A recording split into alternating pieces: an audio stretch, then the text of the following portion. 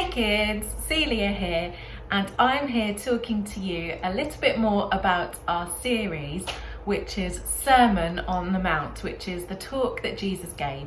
And Megan last week was telling you all about how you can be the light of the world. And she talked about how we can plug ourselves in to God's power to help to be light shining to those around us. How amazing was that? And this week, I'm going to talk to you a little bit about being salt. Salt, you might say, that's a bit weird. Why salt? Well, Jesus also talked about being salt to the earth, to those around us in his big long talk that he did. And I'm going to tell you a bit more about that today. But first, let's do an experiment, because I've got a bowl of water here and I've got an egg. And I want this egg to try and float in the water. Do you think we could see if it works together? Let's see. Will the egg float? Ready? Steady. No, my egg didn't float. It just sank to the bottom. That's a bit annoying, isn't it? But I wonder, I've been told that by adding a little bit of salt to my water, that the egg magically starts to float. Should we have a little look and see if it's going to work? Ready? You watch the egg very carefully for me. Gonna add a bit of salt. Oh, is it floating yet? No, it's not floating yet, is it? Bit more? How much salt does it take? Quite a lot, probably. Is it floating yet? No. Let's try some more. I'll give it a good stir. Now, kids, you can see now that my egg is at the surface of the water. How cool is that? Now, I'm going to show you from a top view what my egg is actually doing now.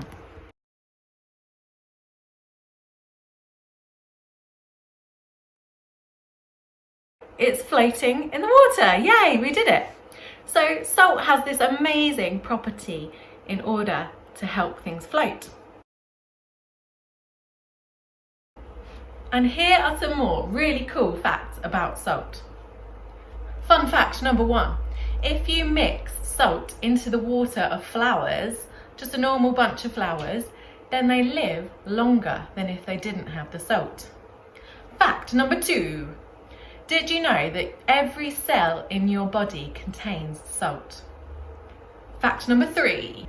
Salt was such a valuable thing in ancient Rome that they used to trade it instead of money.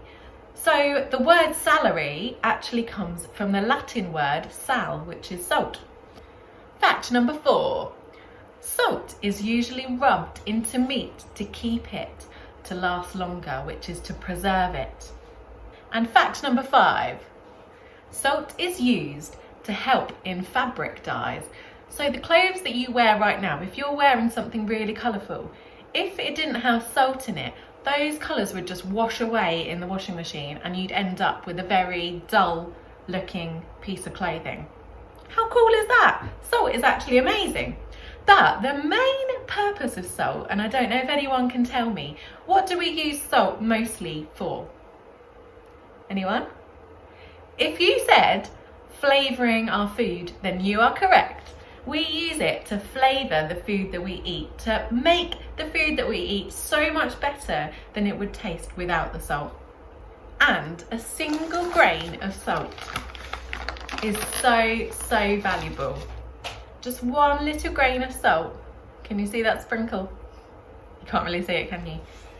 A little sprinkle of salt, a little pinch of salt makes so much difference and is so valuable. And Jesus knew the value of salt when he was talking on his Sermon on the Mount. He knew just how valuable salt really was. And that is why he said in the Bible, let me read it to you now. I've got my Bible here and I've turned to Matthew chapter 5, where it says this: "You are the salt of the earth, but if the salt loses its saltiness, how can it be made salty again? It is no longer good for anything except to be thrown out and trampled underfoot. So Jesus tells us to be salt and to have salt within ourselves. What does that even mean?